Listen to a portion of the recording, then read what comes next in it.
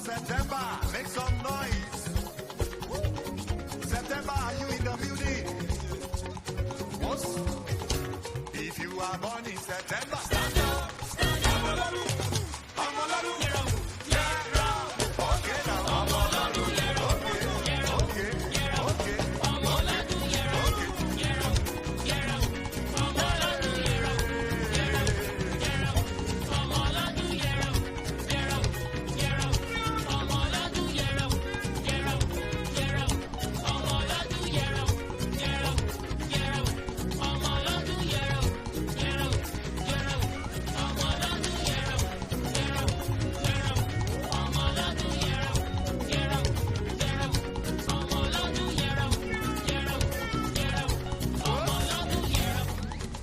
there is something you will notice about these September children.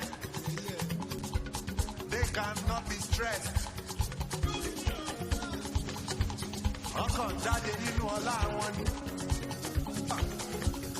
If you are born in September, Eriola, there is a song you will sing. What's my song?